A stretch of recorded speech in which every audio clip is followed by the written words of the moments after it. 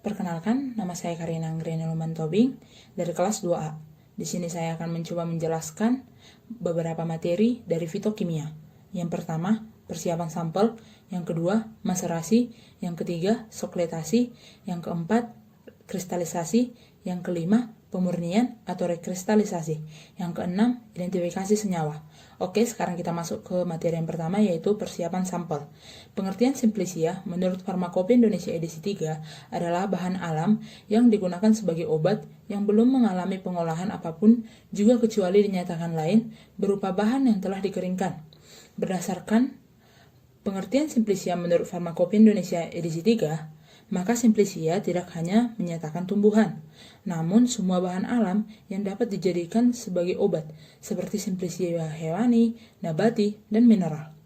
Di mana bahan alam tersebut diambil dan dilakukan proses sortasi untuk mendapatkan bahan-bahan yang baik dan layak dijadikan obat. Proses penyiapan sampel merupakan awal dari ditemukannya suatu senyawa alam murni dari tumbuhan. Dari penyiapan sampel ini dapat diketahui selanjutnya apakah proses pencarian senyawa alam baru telah dilakukan dengan benar atau tidak. Ada beberapa tahap penting dalam proses penyiapan sampel ini sampai menjadi simplisia, antara lain yang pertama panen atau pengambilan sampel, yang kedua sortasi basah, yang ketiga pencucian, yang keempat perajangan, yang kelima pengeringan, yang keenam sortasi kering, dan yang ketujuh merupakan pengepakan. Langkah-langkah di atas haruslah dilakukan dengan teliti dan seksama, karena jika salah dilakukan dapat menyebabkan simplisia yang dihasilkan menjadi berjamur dan tidak tahan lama. Berikut adalah penjelasan dari langkah-langkah tersebut. Yang pertama, panen atau pengambilan sampel. Tahap awal pengambilan sampel merupakan tahap yang paling penting, dikarenakan kesalahan awal dalam pengambilan dapat merusak sampel ataupun kandungan di dalamnya yang dapat menyebabkan pengerjaan pada tahap-tahap selanjutnya menjadi percuma. Dalam pengambilan bahan alam diperlukan sebuah cara yang khusus, karena sampel yang akan diambil memiliki sifat yang berbeda dengan sampel yang lainnya. Begitu pula mengenai waktu pengambilannya dan alat yang digunakan pada saat pengambilan, serta cara pengolahannya setelah masa pengumpulan atau panen telah dilakukan. Berikut ini akan diuraikan secara singkat cara pengambilan sampel yang berasal dari bagian tumbuhan atau tanaman. Yang pertama, terdapat akar atau radix, diambil bagian yang berada di bawah tanah. Yang kedua, batang atau kaulis, diambil mulai dari cabang pertama sampai leher akar, dipotong dengan panjang dan diameter tertentu. Yang ketiga, kulit batang atau klika atau disebut juga korteks, diambil dari batang utama dan cabang, dikelupas dengan ukuran panjang dan lebar tertentu, dan tidak mengambilnya dengan satu lingkaran penuh pada batang. Yang keempat merupakan kayu atau lignum, diambil dari cabang atau batang, kulit dikelupas dan dipotong-potong kecil. Yang kelima, daun atau folium, diambil daun tua, bukan daun kuning. Dan kelima dari daun pucuk, daun dipetik satu persatu secara manual. Yang keenam merupakan floss, dapat berupa kuncup atau bunga mekar atau mahkota bunga atau daun bunga, dipetik langsung dengan tangan. Yang ketujuh merupakan rimpang atau rizoma, diambil dan dibersihkan dari bulu-bulu akar, kemudian dipotong melintang dengan ketebalan tertentu, dipanen pada saat daun meluruh atau layu. Yang kedelapan merupakan buah atau fruktus, dapat berupa buah matang, buah muda, dipetik dengan tangan. Yang kesembilan merupakan biji atau semen. Buah dikupas dan biji dikumpul dan dibersihkan, diambil dari buah yang masak.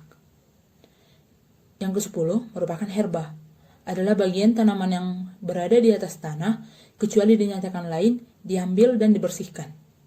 Semua proses di atas dilakukan dengan dasar bahwa kandungan bahan berkhasiat yang ada dalam tumbuhan atau tanaman dalam keadaan maksimal, dan untuk sampel yang melakukan proses fotosintesis diambil pada saat proses ini maksimum pukul 10-12.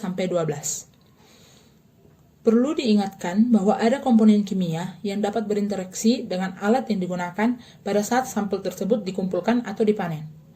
Hal ini apabila dibiarkan akan merusak komponen yang ada dalam sampel tersebut, seperti halnya penggunaan pisau besi dan gunting. Yang kedua, merupakan sortasi basah.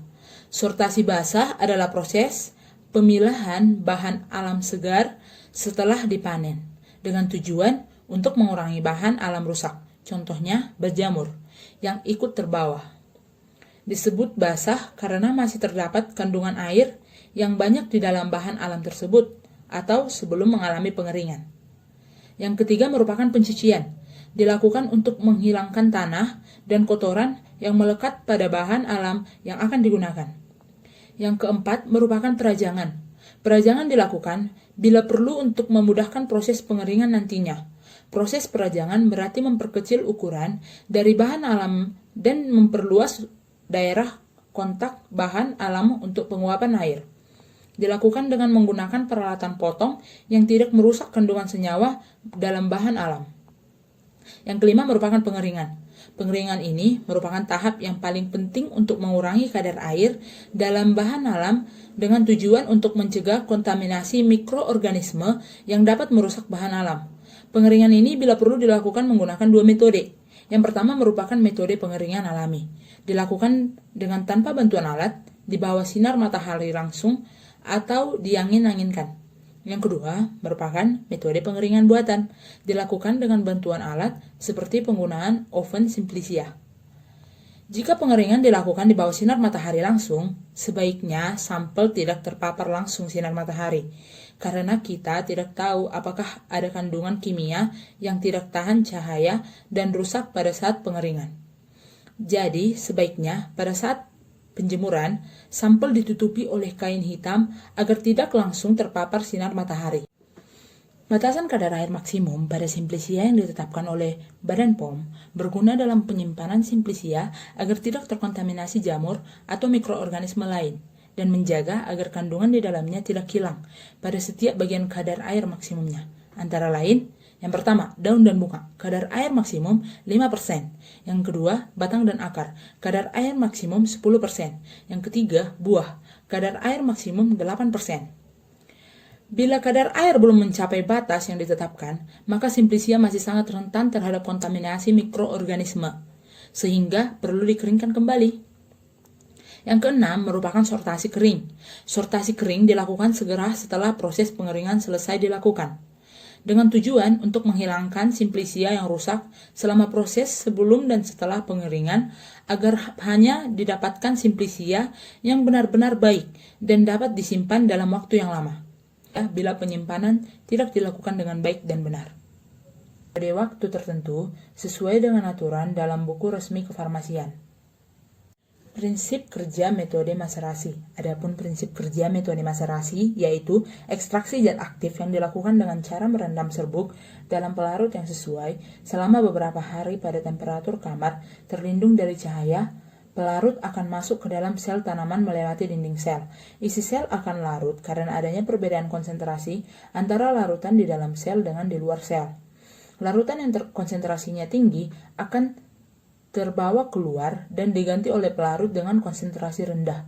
Peristiwa tersebut akan berulang sampai terjadi keseimbangan antara larutan di dalam sel dan larutan di luar sel.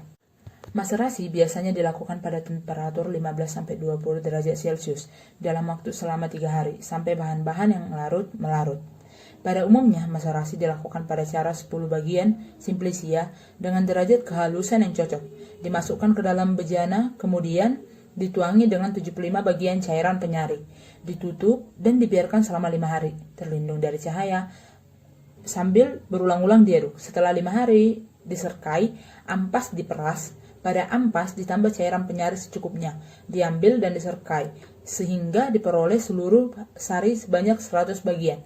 Bejana ditutup dengan dibiarkan di tempat sejuk, terlindung dari cahaya selama 2 hari, kemudian endapan dipisahkan. Yang selanjutnya, pelarut yang digunakan dalam metode maserasi. Farmakope Indonesia menetapkan bahwa sebagai cairan penyari adalah air, etanol, etanol air, atau eter. Etanol dipertimbangkan sebagai penyari karena lebih selektif. Kapang dan kuman sulit tumbuh dalam etanol 20% ke atas. tidak beracun, netral, absorpsinya baik. Etanol dapat bercampur dengan air pada segala perbandingan dan panas yang diperlukan untuk pemekatan lebih sedikit. Etanol dapat melarutkan alkaloid basah, minyak menguap, glikosida, kurkumin, kumarin, antrakinon, flavonoid, steroid, damar, dan klorofil. Lemak, malam, tanin, dan saponin hanya sedikit larut. Dengan demikian, zat pengganggu yang terlarut hanya terbatas. Untuk meningkatkan penyarian, biasanya menggunakan campuran etanol dan air. Perbandingan jumlah etanol dan air tergantung pada bahan yang disaring. Nah, itulah yang merupakan metode maserasi. Sekarang kita lanjut pada sokletasi. Sokletasi adalah ekstraksi dengan menggunakan pelarut yang selalu baru, yang umumnya dilakukan dengan menggunakan alat khusus sehingga terjadi ekstraksi kontinu dengan jumlah pelarut yang relatif konstan dengan adanya pendingin yang baik. Alat-alat soklet, nama-nama instrumen dan fungsinya. Yang pertama, kondensor. Fungsi sebagai pendingin dan juga untuk mempercepat proses pengembunan. Yang kedua, timbal. Berfungsi sebagai wadah untuk sampel yang ingin diambil zatnya. Yang ketiga, pipa F. Berfungsi sebagai jalannya uap bagi pelarut yang menguap dari proses penguapan. Yang keempat, sifon. Berfungsi sebagai perhitungan siklus. Bila pada sifon larutannya penuh, kemudian jatuh ke labu alas bulat, maka hal ini dinamakan satu siklus. Yang kelima, labu alas bulat. Berfungsi sebagai wadah bagi sampel dan pelarutnya. Yang keenam, hot plate. Berfungsi sebagai pemanas larutan. Prinsip sokletasi. Penyaringan yang berulang-ulang dan selalu menggunakan pelarut yang baru, sehingga hasil yang didapat sempurna, dan pelarut yang digunakan relatif sedikit. Bila penyaringan ini telah selesai, maka pelarutnya diuapkan kembali, dan sisanya adalah zat yang tersaring. Metode sokletasi. Pelarut yang digunakan mudah menguap dan tidak melarutkan senyawa organik, dan juga tidak melarutkan zat padat yang tidak diinginkan. Penggabungan metode maserasi dan perkolasi juga sering disebut dengan metode sokletasi. Syarat-syarat pelarut yaitu 1. Pelarut yang mudah menguap seperti heksan, eter, petroleum, metil klorida, dan alkohol. Yang kedua, titik didih pelarut rendah. Yang ketiga, pelarut tidak melarutkan senyawa yang diinginkan. Yang keempat, pelarut terbaik untuk bahan yang akan diekstrak. Yang kelima, pelarut tersebut akan terpisah dengan cepat setelah pengocokan. Yang keenam, sifat sesuai dengan senyawa yang akan diisolasi, polar atau non-polar. Syarat-syarat sampel. Sampel yang digunakan mempunyai pori-porinya harus lebih besar, contohnya T. Yang ketujuh, sampel yang digunakan tidak larut oleh pelarut yang digunakan. Nomor 9, sampel yang digunakan mudah ditembus oleh pelarut. Dibandingkan dengan cara terdahulu, yaitu destilasi, maka metode sokletasi ini lebih efisien. Karena, yang pertama, pelarut organik dapat menarik senyawa organik dalam bahan alam secara berulang kali. Yang kedua, waktu yang digunakan lebih efisien. Yang ketiga, pelarut lebih sedikit dibandingkan dengan metode maserasi atau perkolasi. Yang keempat, sokletasi akan dihentikan apabila pelarut yang digunakan tidak berwarna lagi. Yang kelima, sampel yang diletakkan di atas kaca arloji tidak menimbulkan bercak lagi. Yang keenam, hasil sokletasi diuji dengan pelarut tidak mengalami perubahan yang spesifik. Prosedur kerja labu alas bulat, kondensor, dan selongsong dicuci, dikeringkan, dan dibilas dengan alkohol 70%. Selongsong dilapisi dengan kertas saring, lalu sampel dimasukkan ke dalamnya, sambil ditekan-tekan dengan batang pengaduk hingga rata permukaannya. Kemudian dibasahi dengan larutan penyari hingga basah. Masukkan larutan penyari ke dalam labu alas bulat, kemudian selongsong. Labu alas bulat dan kondensor dipasang pada statif dengan kuat. Kemudian pemanas dan aliran air dijalankan sehingga proses ekstraksi berlangsung hingga penyarian selesai. Biasanya 20-25 siklus. Atau pada filtrat terakhir tidak memberikan warna atau bening. Ekstrak yang diperoleh diuapkan sehingga kental atau kering. Kelebihan dari metode sokletasi adalah yang pertama, sampel diekstraksi dengan sempurna karena dilakukan berulang-ulang. Yang kedua, jumlah pelarut yang digunakan sedikit. Yang ketiga, proses sokletasi berlangsung cepat. Yang keempat, jumlah sampel yang diperlukan sedikit. Yang kelima, pelarut organik dapat mengambil senyawa organik berulang kali. Adapun kekurangan dari metode sokletasi adalah yang pertama, tidak baik dipakai untuk mengekstraksi bahan-bahan tumbuhan yang mudah rusak atau senyawa-senyawa yang tidak tahan panas, karena akan terjadi penguraian. Yang kedua, harus dilakukan identifikasi setelah penyarian dengan menggunakan reaksi Mayer, Na, Wagner, dan reagen-reagen lainnya. Yang ketiga, pelarut yang digunakan mempunyai titik didih rendah sehingga mudah menguap. Nah, itulah yang dimaksud dengan metode sokletasi. Kita masuk kepada kristalisasi. Kristalisasi adalah suatu proses pembentukan bahan padat dari pengendapan larutan, campuran yang meleleh, atau pengendapan langsung dari gas. Kristalisasi juga merupakan teknik pemisahan kimia antara bahan padat cair, di mana terjadi pemindahan massa atau massa transfer dari suatu zat terlarut atau solut dari cairan larutan ke fase kristal padat. Pemisahan dengan teknik kristalisasi didasari dengan pelepasan pelarut dari zat terlarutnya dalam sebuah campuran homogen atau larutan, sehingga terbentuk kristal dari zat terlarutnya. Proses ini adalah salah satu teknik pemisahan padat cair yang sangat penting dalam industri karena dapat menghasilkan kemurnian produk hingga 100%. Mekanisme pembentukan kristal. Pembentukan yang pertama merupakan pembentukan inti.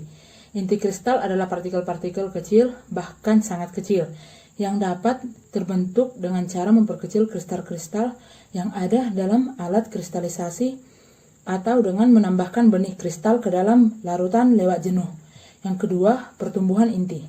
Pertumbuhan inti kristal merupakan gabungan dari dua proses, yaitu transportasi molekul-molekul atau ion-ion dari bahan yang akan dikristalisasikan dalam larutan ke permukaan kristal dengan cara difusi. Proses ini berlangsung semakin cepat jika derajat lewat jenuh dalam larutan semakin besar. Penemuan molekul-molekul atau ion-ion pada kisi kristal semakin luas total permukaan kristal. Semakin banyak bahan yang ditempatkan pada sisi kristal persatuan waktu. Syarat-syarat kristalisasi. Larutan harus jenuh.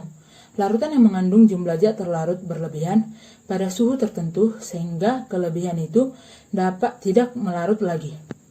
Jenuh berarti pelarut akan seimbang dengan zat terlarut. Artinya konsentrasinya telah maksimal. Kalau larutan jenuh suatu zat padat diinginkan perlahan-lahan. Larutan harus homogen. Partikel-partikel yang sangat kecil tetap tersebar merata biarpun didiamkan dalam waktu lama. Adanya perubahan suhu. Penurunan suhu secara drastis atau kenaikan suhu secara drastis tergantung dengan bentuk kristal yang diinginkan. Sebagai zat terlarut atau bahan akan mengkristal. Dalam arti diperoleh larutan super jenuh atau lewat jenuh. Metode kristalisasi. Yang pertama, pendinginan. Untuk bahan-bahan yang kelarutannya berkurang drastis dengan menurunnya temperatur. Kondisi lewat jenuh dapat dicapai dengan pendinginan larutan panas yang jenuh. Kedua, pemanasan. Untuk bahan-bahan yang kelarutannya berkurang sedikit dengan menurunnya suhu. Kondisi lewat jenuh dapat dicapai dengan penguapan sebagian pelarut. Pemanasan.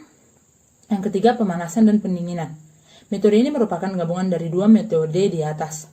Larutan panas yang jenuh dialirkan ke dalam sebuah ruangan yang divakumkan. Sebagian pelarut menguap. Panas penguapan diambil dari larutan itu sendiri, sehingga larutan menjadi dingin dan lewat jenuh. Metode ini disebut kristalisasi vakum. Penambahan bahan atau zat lain. Untuk memisahkan bahan organik dari larutan seringkali ditambahkan suatu garam.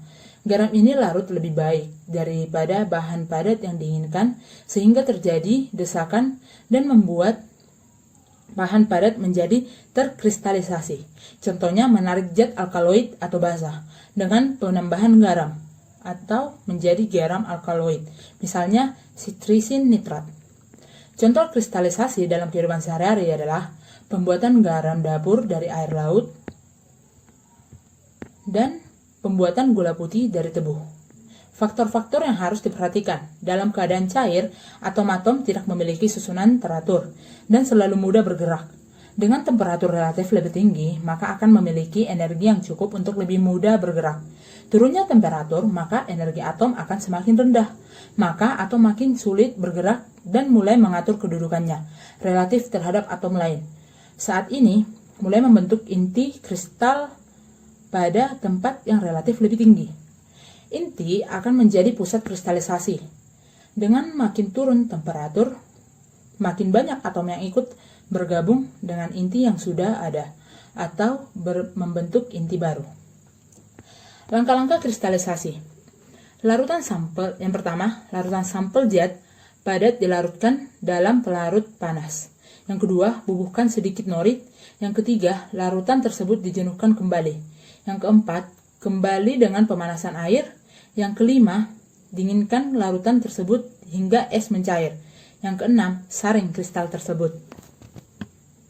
Nah, itulah yang dimaksud dengan kristalisasi. Sekarang kita masuk pada pemurnian atau rekristalisasi. Teknik pada pemurnian yang itu senyawa bahan alam dari suatu tanaman yang berbentuk padat sering terkontaminasi oleh pengotor, meski dalam jumlah kecil. Teknik umum yang sering digunakan untuk teknik pemurnian dari senyawa tersebut adalah rekristalisasi. Rekristalisasi adalah teknik pemurnian yang didasarkan pada perbedaan kelarutannya dalam keadaan panas atau dingin dalam suatu pelarut. Prinsip pembentukan rekristalisasi. Pembentukan kristal kembali dilakukan dengan pendinginan larutan hingga tercapai keadaan di atas jenuh. Jadi, rekristalisasi meliputi tahap awal, yaitu melarutkan senyawa yang akan dimurnikan dalam sesedikit mungkin pelarut atau campuran pelarut dalam keadaan panas, atau bahkan sampai suhu mendidih sehingga diperoleh larutan jernih. Tahapan selanjutnya adalah mendinginkan larutan yang akan menyebabkan terbentuknya kristal yang kemudian dipisahkan melalui penyaringan. Pemurnian padatan dengan kristalisasi didasarkan pada perbedaan dalam kelarutannya, dalam pelarut tertentu atau dalam campuran pelarut. Dalam bentuk sederhana, proses kristalisasi meliputi 1. Melarutkan zat tak murni dalam pelarut tertentu pada titik leleh. Kedua, menyaring larutan panas dari partikel bahan tak terlarut. Ketiga, menyaring larutan panas dari partikel bahan tak terlarut. Keempat, memisahkan kristal dari larutan supernatan. Hasil sesudah pengeringan ditentukan kemurniannya dengan yang pertama, penentuan titik leleh. Yang kedua, metode spektroskopi. Ketiga, kromatografi lapis tipis. Bila belum murni, dilakukan rekristalisasi dengan pelarut segar. Beberapa jenis pengotor yang sebelumnya bercampur dengan padatan sebelum rekristalisasi adalah sebagai berikut. Yang pertama, pengotor yang tidak larut dalam panas yang digunakan pada rekristalisasi. Yang kedua, pengotor yang larut dalam pelarut panas dan tetap tinggal sebagian dalam pelarut sudah dingin. Yang ketiga, pengotor yang sangat larut dalam pelarut panas, sedikit larut dalam pelarut dingin. Kriteria yang harus dipenuhi untuk dapat menjadi pelarut rekristalisasi adalah A. Pelarut tidak mengadakan reaksi kimia padatan yang akan dimurnikan melalui rekristalisasi. Kelarutan padat harus tinggi dalam pelarut pada keadaan panas dan harus rendah pada keadaan dingin. Pengotor organik harus larut dalam pelarut dalam keadaan dingin sehingga pengotor akan tetap tinggal dalam larutan pada saat pembentukan kristal. D. Pengotoran anorganik tidak larut dalam pelarut meskipun dalam keadaan panas, sehingga dapat dipisahkan dengan jalan menyaring larutan dalam keadaan panas. E. Titik didih larutan harus lebih rendah dari titik didih padatan. Sebaiknya dipilih pelarut yang tidak toksik dan tidak mudah terbakar. Pemilihan pelarut tergantung dari faktor-faktor seperti mudah memanipulasi, toksisitas rendah, tak mudah terbakar, harga murah. Pelarut ether untuk rekristalisasi sebaiknya dihindari karena mudah terbakar, mudah menempel pada dinding gelas, terjadi pengendapan padatan saat penguapan. Karbon disulfid dengan titik didih 46 derajat Celcius tidak digunakan karena mempunyai titik bersinar rendah yang berbahaya dan membentuk campuran yang sangat eksplosif dengan air. Pelarut benzen bersifat toksisitas tinggi dan bersifat karsiogenik. Pelarut di atas dapat diganti dengan toluen atau sikloheksana. Sekarang kita lanjut pada metode identifikasi senyawa. Metode identifikasi senyawa dapat dilakukan dengan uji warna, penentuan kelarutan, bilangan RF, dan ciri spektrum UV. Identifikasi yang paling penting dan digunakan secara luas ialah pengukuran spektrum serapan dengan menggunakan spektrofotometer. Pengukuran ini tidak merusak senyawa dan senyawa dapat dipakai lagi untuk uji-uji lain. Seringkali digabung kromatografi dan spektrofotometri.